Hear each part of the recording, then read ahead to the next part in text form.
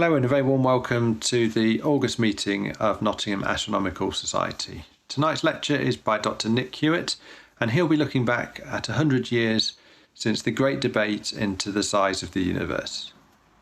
Before we begin tonight, a quick update on our meeting situation. We have decided to continue our Gotham meetings online for the remainder of this year, and we'll be publishing a revised meetings programme shortly. Our Plumtree meetings will also continue online for the time being, and we'll keep this under review over the coming weeks. So our next meeting is in a fortnight's time on Thursday the 20th of August at 8 p.m, and we'll be joined by the British Astronomical Association's Deep Sky Section Director Callum Potter, and his talk will be on deep sky astronomy as part of our astrophotography series. For our August meeting tonight, we thought we'd have a talk on historical astronomy. This year marks 100 years since a meeting at the Smithsonian Museum of Natural History in Washington, D.C., where Harlow Shapley and Heber Curtis presented their arguments on the scale of the universe in what became to be known as the Great Debate. Our speaker tonight is Dr. Nick Hewitt. He is a keen amateur astronomer, eclipse chaser and imager. He is a member of the BAA and Northamptonshire Natural History Society's Astronomy section. So I'm delighted to introduce tonight Dr. Nick Hewitt for his lecture on the centenary of the Great Debate. Well, good evening. It's very nice to be invited to give Nottingham a talk. First time I've done so, I think. I'm going to talk this evening about a topic that I think has possibly gone under the radar with all the other hoo-ha that's been going on this year, the Great Debate of the 26th of April 1920. Just over 100 years ago, there was a meeting held at the National Academy of Sciences in Washington, D.C. And it seemed a fairly routine meeting featuring two astronomers giving brief lectures.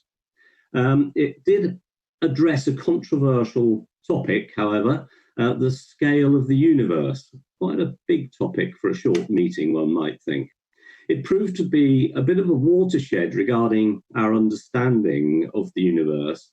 And I could argue, I think, that it became the watershed for modern cosmology. Cosmology, you could argue, perhaps, in its current form, started on that date. No conclusions really were drawn during this particular evening, but it became known later as the Great Debate, or the Shapley-Curtis debate, after its two speakers. So it's probably worth having a little bit of background to the debate. The world was a pretty dire place in 1920 in many ways. It was only 18 months or so after the First World War had ended, with huge numbers of deaths, of course. Not as many deaths as we had from the Spanish flu, which killed perhaps 50 million people. I think we're all rather aware of these sort of dreadful pandemics now in a way that perhaps we wouldn't have been 2 or 3 years ago. And then, on a more positive note, the League of Nations was founded without, interestingly, either the USA or Russia, the USSR as it would become.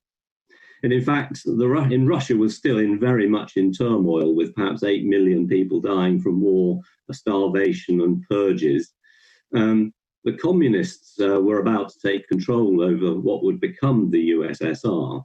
And equally drastic things were going on in America. They had prohibition began in 1920, and I think most of us going through the current pandemic would have had a problem without beer. So the world was in a pretty dodgy state in some respects. The astronomy, however, was doing really well. It was a fantastic time for astronomy. Very much, it was on a change from positional astronomy, which had really dominated the 19th century, and solar system studies, which understandably.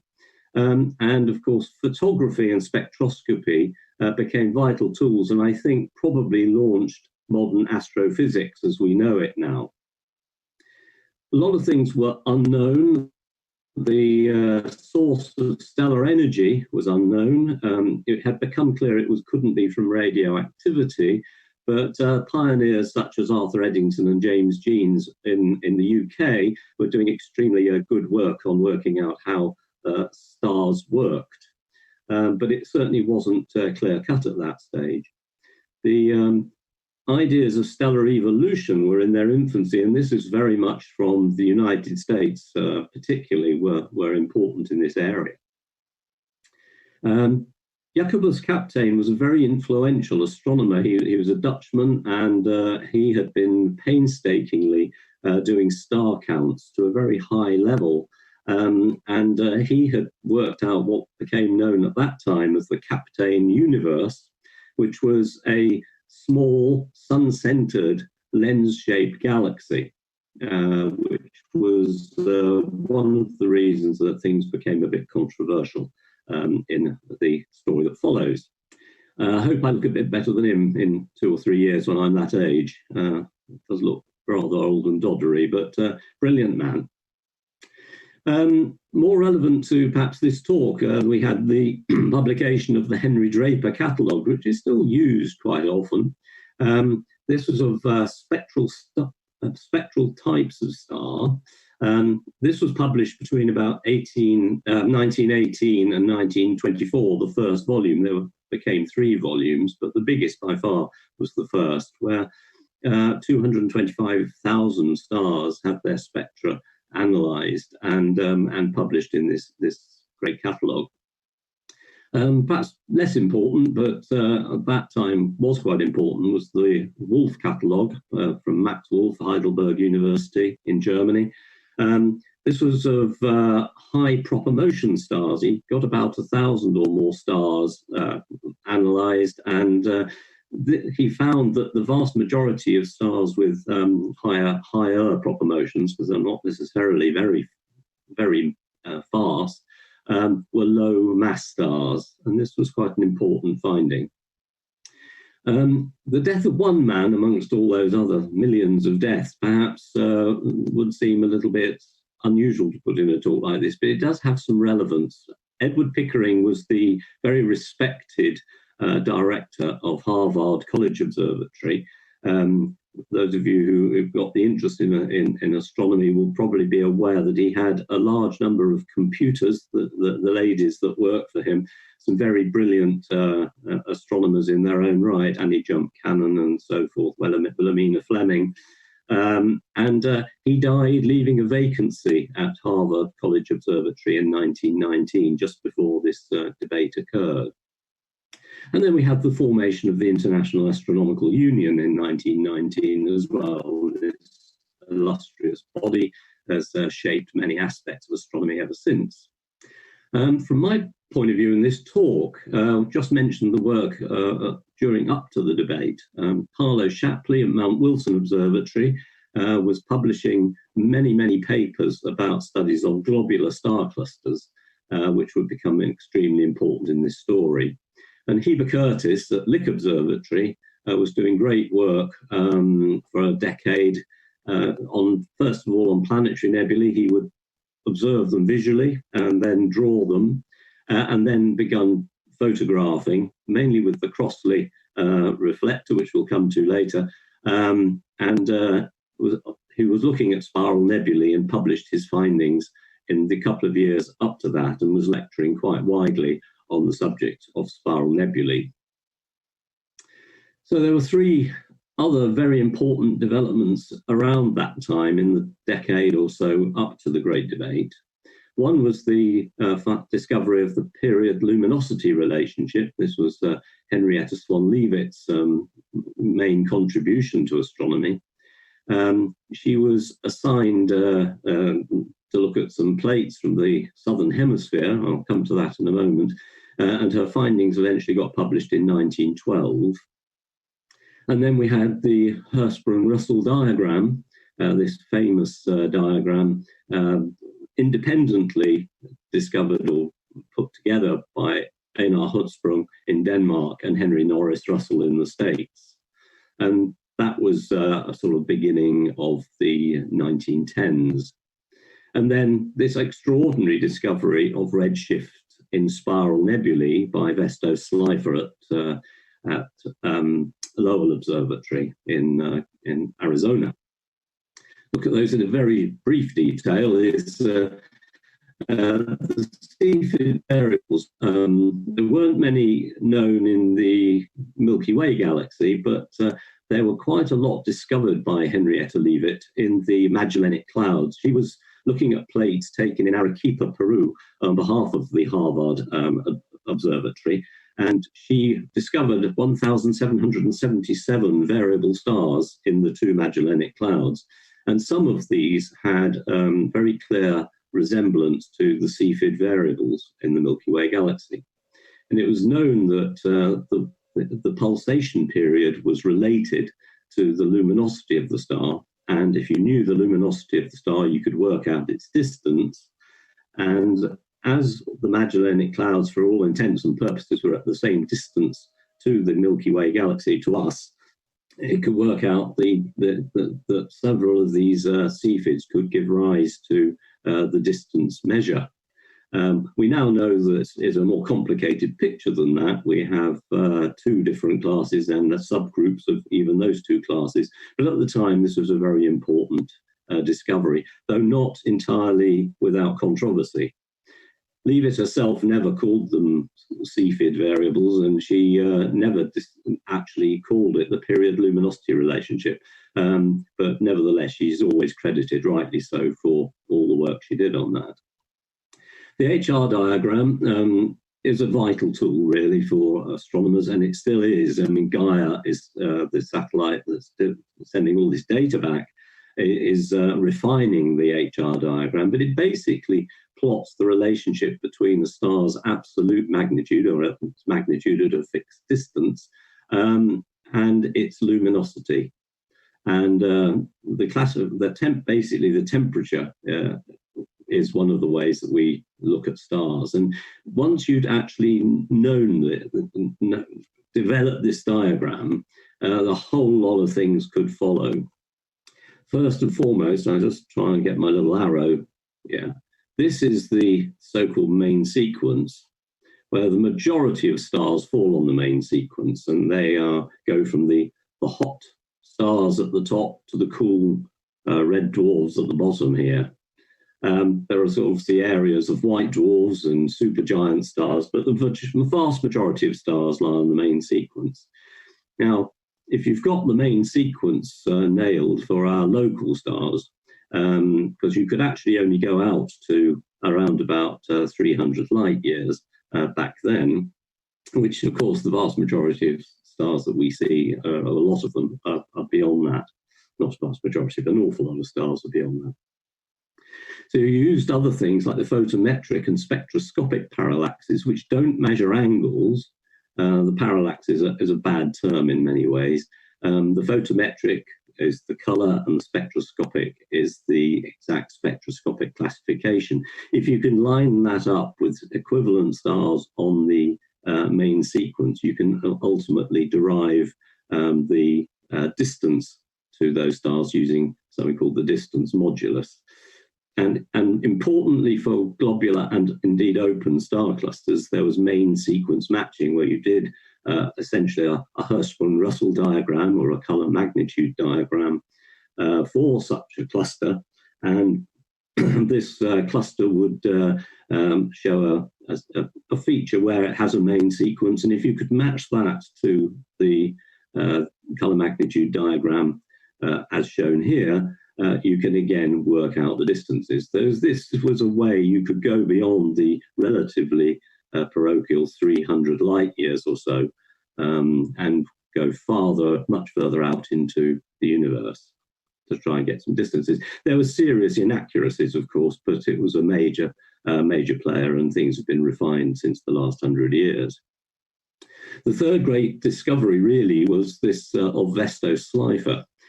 He was an extremely talented spectroscopist at Lowell Observatory. This is the 24-inch refractor, very impressive beast. It hasn't got a kink in it. That was my photographic abilities. It is actually a nice and straight telescope. He adapted the spectrograph to increase the speed of the system, and started to be able to actually photograph the spectra of nebulae. Now, this is some of these nebulae were obviously within our own Milky Way galaxy, but he was looking in particular at many of the spiral galaxies and things that were thought probably to be beyond the galaxy, but nobody knew, and found that although one or two showed a blue shift in the spectrum towards us, i.e. the Andromeda galaxy, and to a lesser extent Messier 33 and Triangulum, most of the nebulae showed a red shift.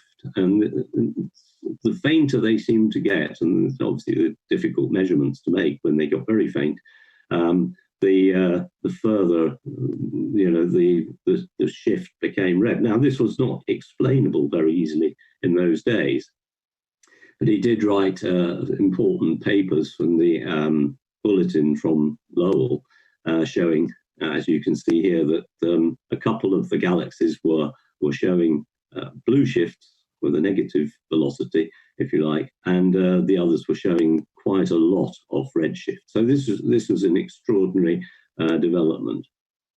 So let's have a look at the various theories. Quick slurp.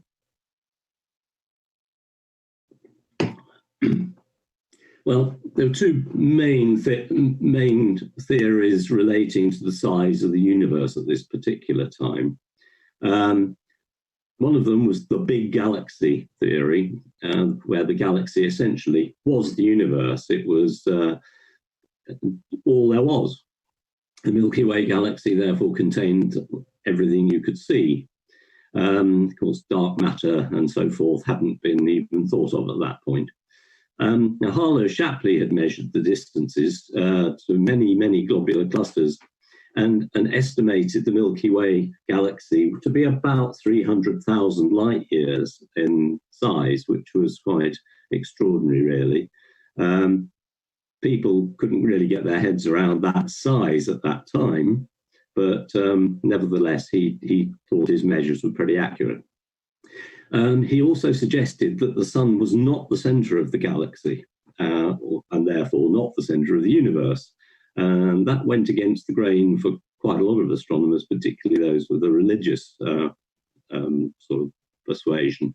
But he did think the spiral nebulae that were increasingly photographed in detail at that time were still within the Milky Way galaxy, because everything was. A lot of astronomers, well, less and less astronomers to be fair, but many astronomers still thought that the spiral nebulae were probably a stage of stellar evolution. The central portion of a spiral nebula was thought to be a new star forming, and the spirals going around it were where the planets were probably forming. This was something that had been thought about for several decades, and it probably was an understandable error at the time in the early days, but as photography got better and better, that became less and less likely. Something had to suggest what was going on with these spiral nebulae and why they had such fast redshift, or such great redshift, not fast, great redshift. And some thought it might be radiation pressure. Some thought they were gaseous objects and therefore would be easily blown away in the same sort of way as the gas in the Rosette Nebula is by stars centrally. And then, if the other area that people were looking at was novae, there was what we now know to be a supernova, but in those days they didn't understand supernovae. The nova in Messier 31, S Andromedae of 1885, if that was a nova beyond the Milky Way galaxy, it would produce far too much energy, and in those days didn't really understand about the nuclear physics of stars, and it was thought to be quite impossible for a nova in the Andromeda galaxy to be beyond the Milky Way. So the conflicting theory, there were a lot of different theories. I'm really summarizing these rather quickly, I suppose. But the Milky Way galaxy was thought by many to be much, much smaller than Shapley's galaxy, probably 30,000 light years across, based on the respected work of Jacobus Kapteyn. And most still thought that the sun would be likely to be in the centre of the galaxy. They thought that the spiral nebulae in particular, not many people were thinking in terms of elliptical galaxies at that point, but the spiral nebulae, spiral galaxies, were thought to be similar to the Milky Way galaxy, but as they got smaller and more difficult to observe, they were at greater and greater distance, and that in some respects would fit with the great velocity they showed, judged by the redshift. Also, an interesting thing was that a lot of novae could be observed in the Milky Way galaxy, far more than we were observing, in Messier 31, the Andromeda galaxy, than could be seen in the Milky Way galaxy. Now, why would a small section of the Milky Way galaxy be so favoured with novae going off, and they wouldn't? Why were they at maximum light, suggesting great distances if compared with the classic novae in the Milky Way galaxy? This was one of the persuasive arguments. Around the beginning of the 20th century, E. Barnard had done a lot of work on photography of the Milky Way galaxy and had found pretty much certain obscuring matter in the dark nebulae within the galaxy. Though most people at that time thought that it was in a ring around the galaxy and not actually within the substance of the galaxy. A lot of galaxies were being photographed at this time, and the edge-on ones all showed these so-called rings of material around them. A lot of people could not see galaxies in the Milky Plane, the Milky Way, the so-called zone of avoidance, and they thought that if we had a ring of material around our galaxy and we could see rings of material around other galaxies, that they were probably very similar. I think at this point it's probably worth stressing that the majority of astronomers thought the island universe theory to be correct. I think it was very persuasive that the spiral galaxies were galaxies like our own beyond the Milky Way. But the spanner in the works was really the work of Harlow Shapley and his friend Adrian van Manen. Van Manen in particular was thinking that if the stars were within the Milky Way galaxy, or the spiral galaxies were in the Milky Way galaxy, he should be able to measure motion within the spirals. Should be able to look at stars moving within those spirals, and if he could do so, they pretty much had to be within the Milky Way, because if they were beyond the Milky Way, they would be travelling at such enormous speeds, sort of approaching the speed of light, that this was thought to be very unlikely. So he was measuring away merrily with old plates and newer plates. So how did the Great Debate come about? Well, basically the discussion arose, as it often does, for a conversation between George Ellery Hale and Charles G. Abbott. Now, George Ellery Hale is one of the most influential astronomers of the late 19th, early 20th century. His father, William Ellery Hale, had made an absolute fortune. He was in the right place at the right time. In the 1870s, Chicago basically burnt down, and William Hale was there to help with putting in elevators into the tall buildings that replaced the built down buildings. And he set up a lift company, which ultimately was taken over by Otis, a well-known lift company, and he put in the original lift to the Eiffel Tower. He invested heavily in the railways that were important to America in those days and now. And he made an absolute fortune. And George Ellery Hale was encouraged into a life of science and was an enormous benefactor. He founded several of the observatories in the States, including, most importantly, perhaps, Mount Wilson. Charles Abbott had a much more sedentary type of job. He was the assistant secretary of the Smithsonian Institution. But they discussed the annual lecture, what the topic might be for the National Academy of Sciences in the April of 1920. And Hale wanted to consider two possibilities. One was relativity, and the other was the nature of the island universes. Now, Hale favoured relativity because it was a really hot topic at the time. The magazines, the journals were full of this. It was pretty soon, really, after the two important fundamental papers by Einstein in 1905 and 1915. Of course, it was only a year before the debate that Eddington had observed the eclipse from Principe off Africa in May of 1919 and proved that the sun indeed does bend light as predicted by Einstein. So that was very much the hot topic, and I thought Hale felt this was the right one. However, this was not Abbott's view. I love this quote, really. I must confess, I would rather have a talk in which there would be half a dozen members of the assembly competent enough to understand at least a few words that the speakers were saying if we had a symposium on it. I pray to God that the progress of science will send relativity into some region of space beyond the fourth dimension where it may never return to plague us. And he was quite persuasive on that. So they decided it was not going to be relativity. Other things like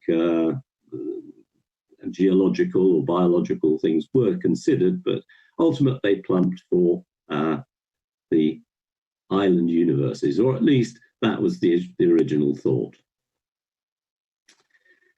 In fact, they decided it was going to be on the scale of the universe, and Hale suggested his professor, the professor at Lick Observatory, Professor Campbell, who should debate the issue with Harlow Shapley, a relatively young whippersnapper from Mount Wilson Observatory.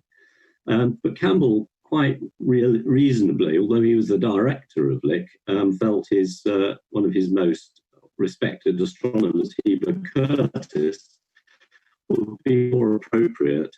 And he'd been doing an awful lot of work about the nebulae, the spiral nebulae. Curtis was a relatively shy-ish sort of chap, I think, a bit reluctant to put his head above the parapet. Also, it was a hell of a journey in those days from California over to Washington. But he got more enthusiastic about what he described as a scrap later. Shapley was probably more enthusiastic in some respects, but he got concerned. He was very keen to take over from Edward Pickering at Harvard, and he felt that his prospects, if he didn't come out particularly well in a debate of this nature or a discussion of this nature, might be seen adversely. So he went in with some trepidation, but Hale was his boss, essentially. He was his payman. So it was a compliment. So he basically agreed to. And in the 18th of February, Abbott cabled Hale, informing him that Curtis and Shapley had agreed. And he had suggested 45 minutes each on the scale of the universe. Shapley would speak on the size of the galaxy, and Curtis would talk on the island universes. So the two controversial theories of the era. This was the copy of the telegram, Harlow Shapley, really outlining that. $150 these days probably wouldn't seem much, but it's quite a good, expense, if you like. for both of these speakers, although they did have a long journey to get there. So let's have a little look at the two guys themselves. Harlow Shapley was around 35 years old at the time of the debate, an interesting guy, obviously a go-getter. He was certainly ambitious. He was at Mount Wilson at the time. Interestingly, he'd been a school dropout initially.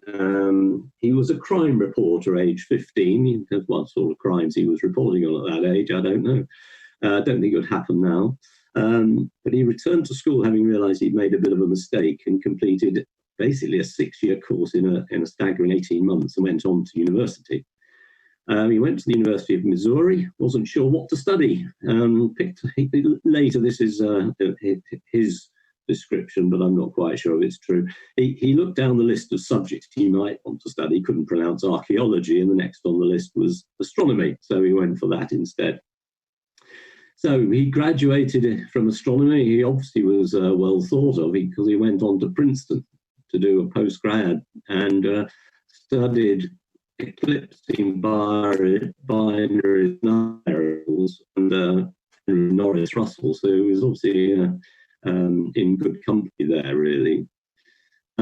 He began showing Cepheids were pulsating stars, not eclipsing binaries. That was an important thing.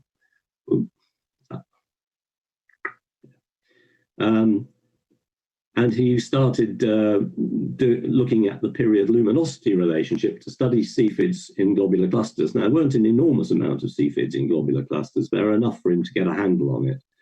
He also looked at trying to work out the distances to the Milky Way's Cepheid variables to get a more accurate measure on that. So he eventually got appointed as junior astronomer at Mount Wilson Observatory in 1914. And same year, big year for him, he married Martha Betts, who was an extremely talented mathematician. I love what he got up to on his honeymoon. After the wedding, they boarded the train to California to go to Mount Wilson, and he recollected, it was a long trip, but I had some nice observations with me. We worked on the orbits of eclipsing binaries on the honeymoon. Each to their own, I suppose. Mrs. Shapley was quick at computing, so we enjoyed ourselves for a couple of days. Well, each to their own, as I say. But he did have access then to the largest good telescope of its era, the 60-inch Hooker reflector, which at the time was the largest telescope that was really of any use in the world at the time. Obviously, a lot of very good big refractors, but nothing on this scale. So he worked on globular clusters particularly and produced many, many papers. He studied the distances to these using a variety of methods, particularly the period luminosity relationship. The image here is showing a few of the RR Lyrae stars, the so-called cluster variables in Messier 3, which gives an indication of just how many there are. This is obviously not on a true time scale, but they do blink pretty quickly, RR Lyrae. It's much faster than their larger Cepheid variables, but the principle's the same. So from his study of globular clusters, he worked out the shape of the galaxy and the sun's position within it. And more or less, that's where he had it. The yellow diamond is where the sun would be. The red cross is where the center of the galaxy would be. And you can see the globular clusters clustered around the center of the galaxy with the sun quite far out. And of course, we now know this is the case, but it was controversial in its day. Herbert Doust Curtis was a different sort of chap, really, a much more conservative guy, very respected astronomer at Lick Observatory, apparently a very, very kind man. I would have thought he would have been probably easier company in many ways than Shapley, but that's my perspective, perhaps. He also had an interesting early career, really. He taught as a classics scholar initially for many years at Napa College in California, and then taught maths and then astronomy. He then became an established astronomer at Lick Observatory and had been there for some 18 years before the debate. He was working with the Crossley reflector on the nebulae, particularly the spiral nebulae, work initiated by James Keeler, who died sadly at a very young age in 1900. This is the Crossley reflector. It was a Commons old telescope, the old mirror at any rate, made by Calver, so a very fine instrument. And it was important because he did a lot of work visually and then considerable amount of work photographically with this great telescope. He did a lot of important things like classifying planetary nebulae. He was the first to observe the jet from Messier 87. Like myself, he was a keen eclipse chaser. And later he would move on to Allegheny. But he regarded this as his greatest work, really, with the Crossley. Just a brief mention of Adrian van Maanen, because he was an important player in this debate. He was 36 at the time of the debate and a very good friend of Shapley when he went to Mount Wilson. And he was extremely good at measuring things within the Milky Way galaxy. He had his own, after him, Van Maanen star, which was the first isolated white dwarf to be discovered. But he decided to tackle the problem of the spiral nebulae and started doing measuring stars or areas of spiral galaxies, particularly Messier's 101 and 33, the face-on spiral galaxies. And then this is one of the plates he used. These aren't showing the whole motion of a star, but the magnitude and the direction of the motions of stars. But he thought he could detect, and he was pretty confident that he could detect movement of stars in these spiral galaxies. A couple of the plates. The problem was he was using plates from perhaps 2 decades before or a decade before, and photography was just getting better and better, but it wasn't fantastic in those days. And he didn't take into account enough of the plate errors that became clear later. And of course, we now know that he was horribly wrong about this, but he did think because he could detect motion within stars in other nebulae, that they were within the Milky Way.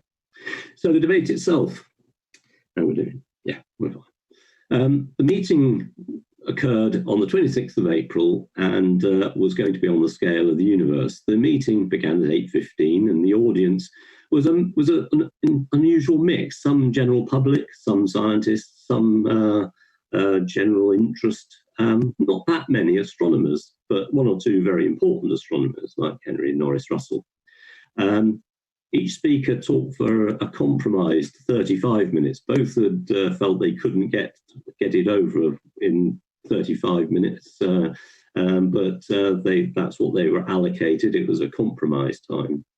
And they each had a very short time to counter each other's remarks, because they really needed to get onto the conversazione for 9:30 that evening, and sadly that has not been recorded, though we do know that Henry Norris Russell supported Shapley and his views at some length. So basically, elementary talk. He didn't want to be that controversial. He didn't want to make a nonsense of himself or be too controversial, partly because he didn't want to look bad with people from Harvard at the meeting. He basically read his script, which and it wasn't over impressive. 19 of his pages of typescript still exist with penciled amendments. But of the first 16 pages, 6 were to define the light year, which in this sort of context is probably unnecessary. And then 3 pages describe the intensifier he'd used to photograph faint stars. It was a long way from what would be produced a year later, I would just say that. And he hardly mentioned the spiral nebulae, just touched on it towards the end. So in some ways, he wasn't addressing the Curtis points. Curtis, his script doesn't exist, but his some of his slides do, and it was clearly a very much more professional talk. He was an extremely good lecturer. He'd been teacher, of course, in the past. He taught classics and so forth, and he was used to standing and delivering. It was a more technical paper, much more detailed, and came over very well. At the end of the debate, there was no real consensus for a result. Many would say that Curtis slightly edged it. He certainly edged it on the presentation. Some would say both won some points and lost others, and that's probably fair.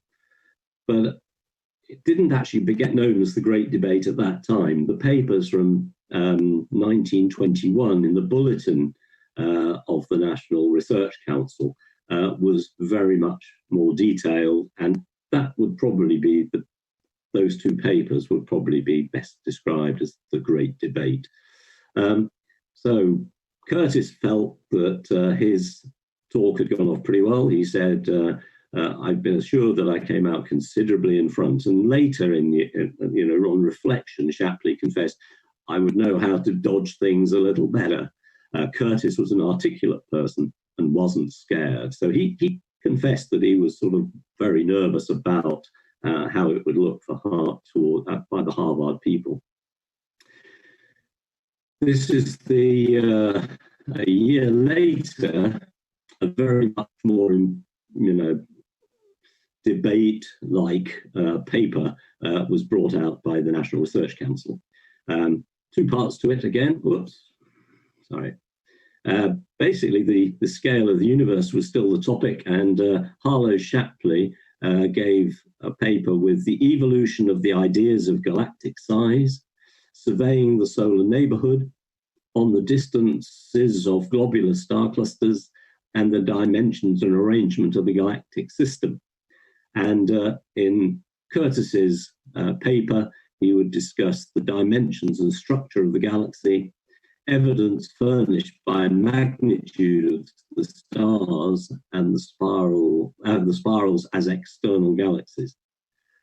So the overall outcome, a couple of observers of this and people who've written material relating to this great debate came up with a whole host of areas where the Shapley was correct, Shapley was not correct, Curtis likewise.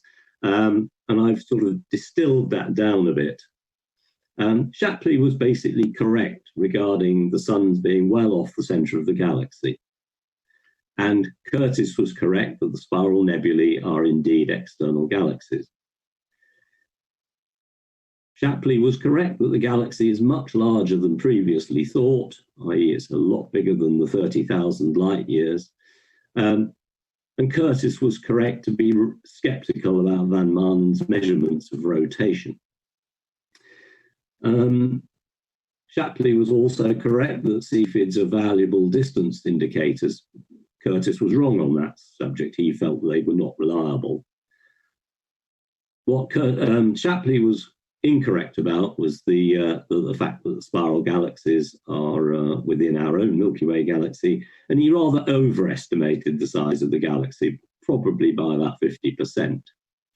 And he was wrong regarding the impact of absorption of light by the interstellar medium. In fact, both of them were. The studies on the interstellar medium would be an important study over the next 30 years, and both of them got that wrong. And Curtis was wrong about the sun's position in the galaxy and underestimated the size of the galaxy. So, they were both great astronomers. They both got their points over, but both were wrong on some subjects, but correct on others. Shapley would go on to get the position at Harvard, but not initially as director, but he did become director a year later. And Curtis went on to Allegheny, rather beautiful observatory in Pennsylvania, and really didn't do any particularly useful work. He tinkered with the instrumentation and so forth. So the resolution of this great debate, in many ways, was left to the great Edwin Hubble. The debate just actually continued for about another decade after the April meeting, but essentially the most important finding was that by Hubble. He got his hands on the new 100-inch Hooker telescope at Mount Wilson, one of the great telescopes, I think. He found Cepheid in Messier 31, and that was a bit of a eureka moment with regards this story, and went on to find plenty of others in the Andromeda Galaxy in Messier 33.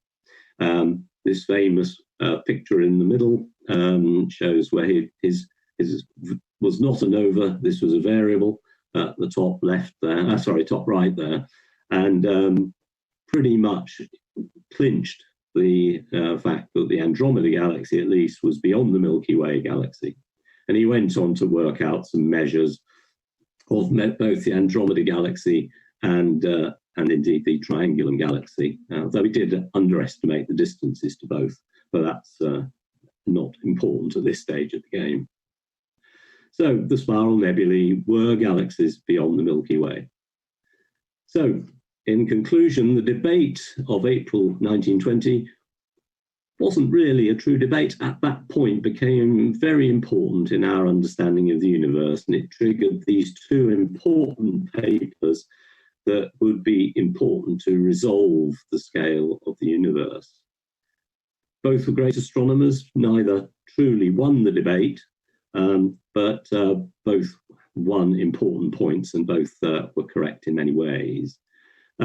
Edwin Hubble, perhaps the most famous of all these astronomers, would ultimately nail the problem. And I like to think that we've come a long way in 100 years, and we should remember just how clever an awful lot of professional astronomers have been over many, many years. Thank you for your attention.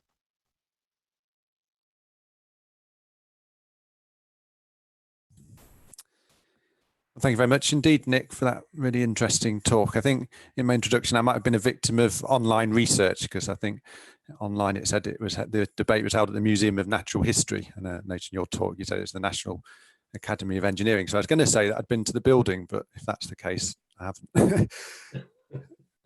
Right. I'm just going to put the questions up if we get any online. So hopefully you can see those on the screen now. I think you're into cricket, so someone was complaining about how bad the cricket was today. Which... Yeah, I've got my MCC shirt on, but I probably shouldn't have done, should I? Yeah. No, it's not done yet. Okay, I'll start with a quick question from myself. So we have a 30-second delay on this going out to YouTube, which makes the questions a bit tricky, but I'll kick off with one tonight, which might be quite a simple no, I'm not sure. So you mentioned at the end of the talk that Edwin Hubble ultimately resolved the great debate. Do you actually know if he attended the debate or whether he had any involvement in the papers that were presented?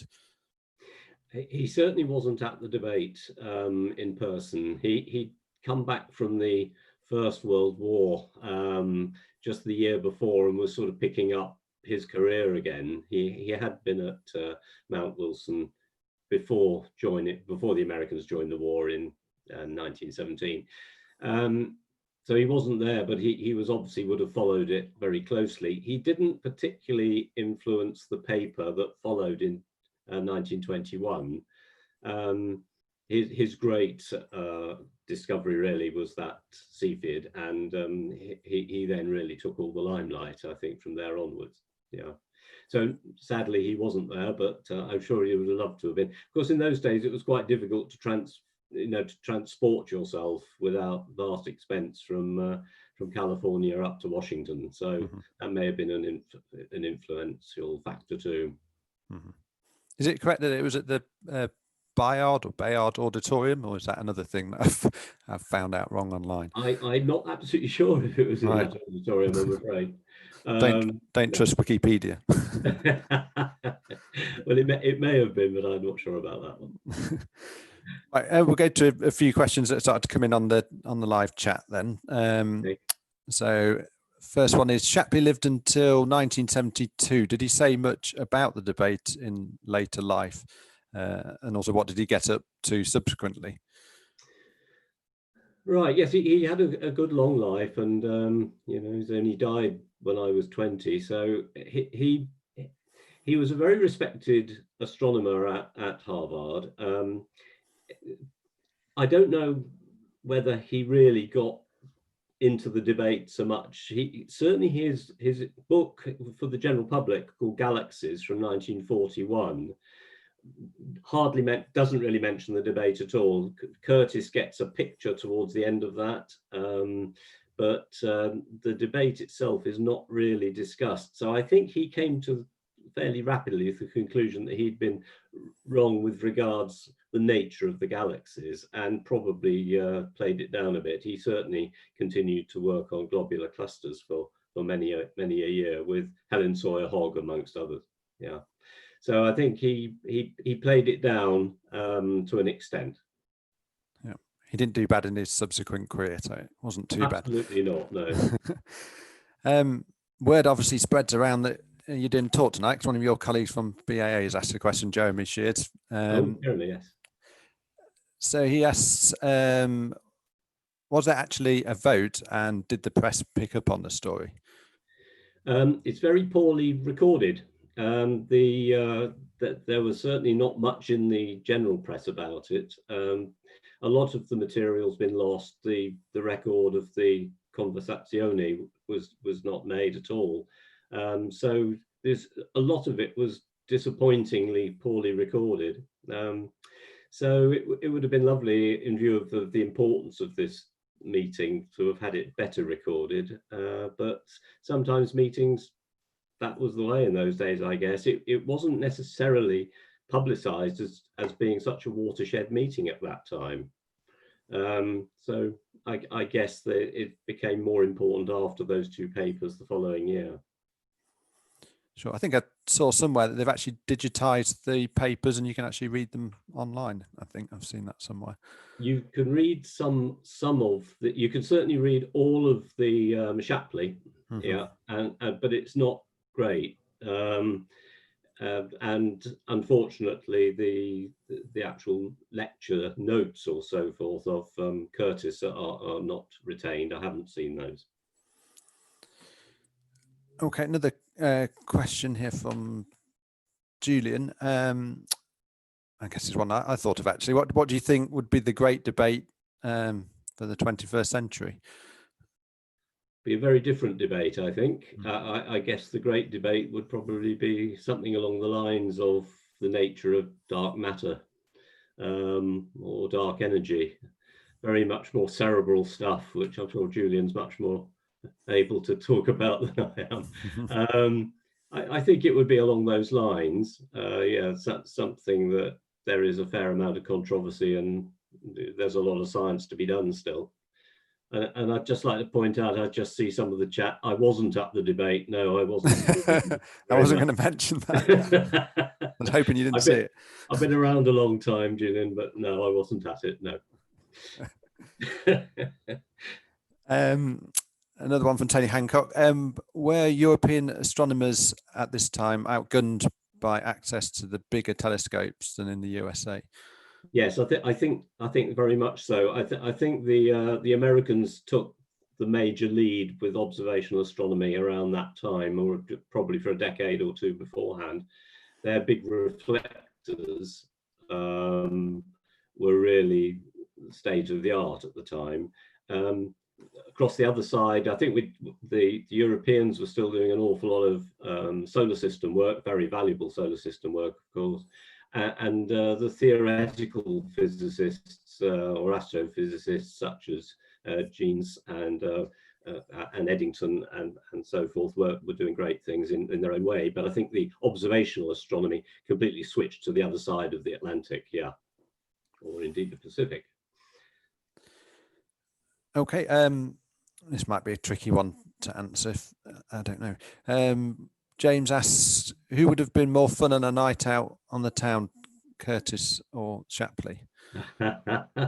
It probably depends on your own personality, I think. I think I've always quite liked Curtis as a man, really. From what I've read about him, he was obviously extremely popular, and at Lick Observatory would go out of his way to be helpful.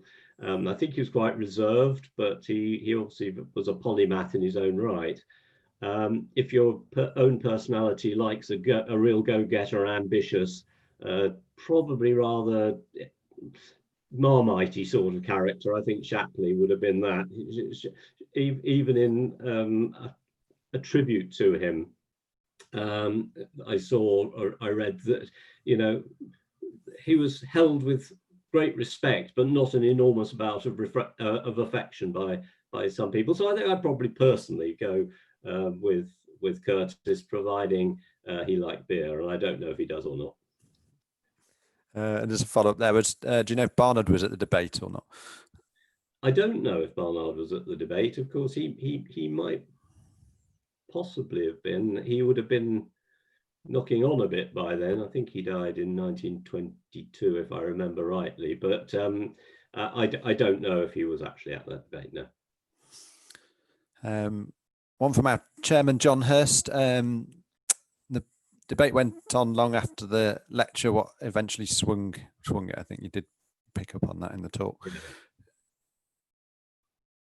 Yeah, essentially the debate was more or less settled by Hubble in 1923, but the thing did rumble on for probably a decade after the 1920 debate, mainly because Adrian van Maanen stuck to his guns to a large extent and just tried to get people on his side with regards looking at the motions of stars in spirals.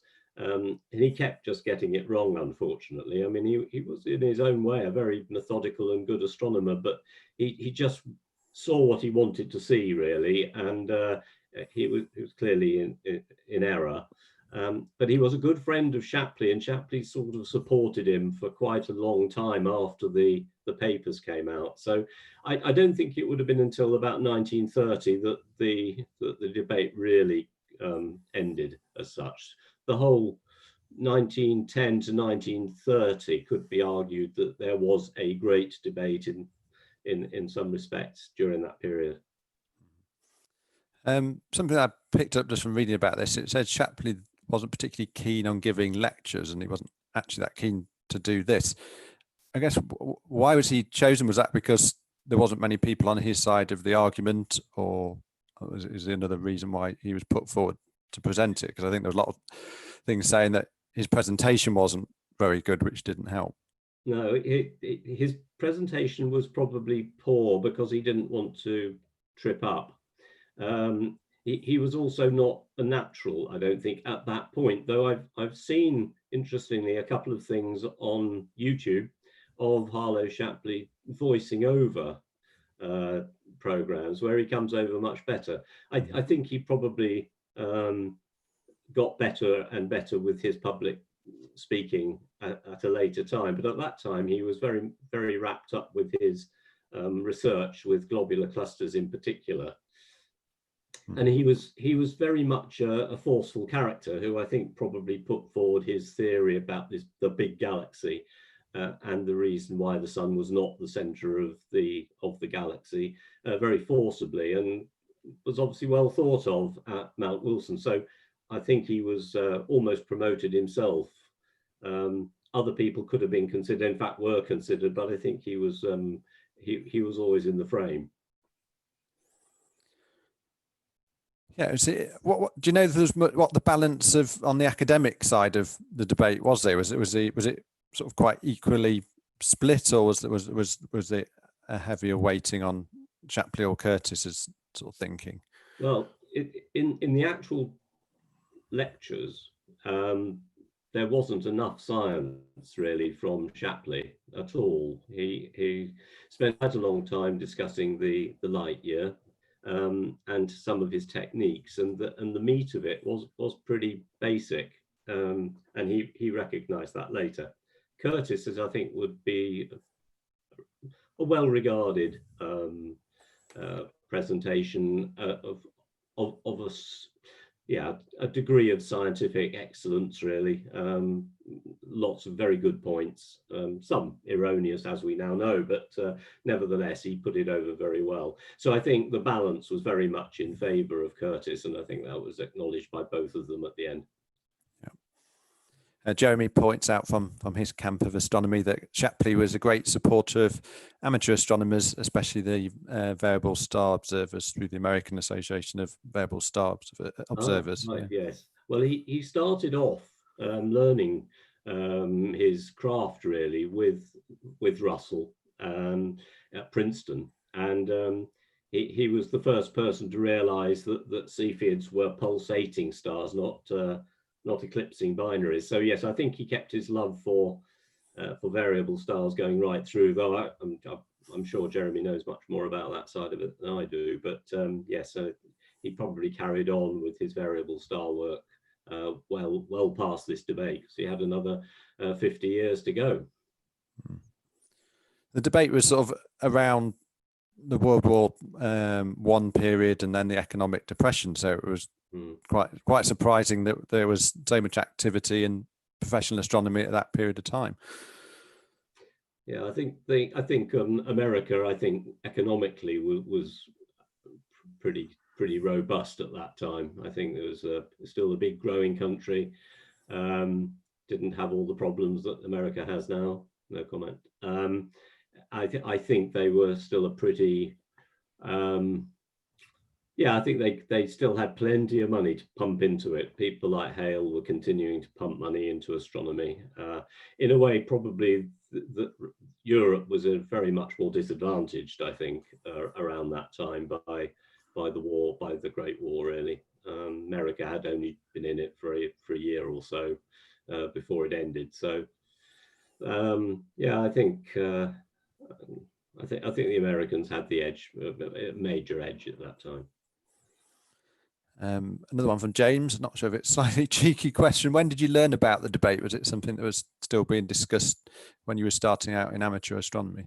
I've been aware of it for a while. I've had as some of you will know, had an interest in planetary nebulae, and of course Curtis was the first person to classify planetary nebulae after Herschel, after William Herschel. So I was aware of Curtis and indeed of Shapley, because of, these guys pop up all the time in the history of 20th century astronomy.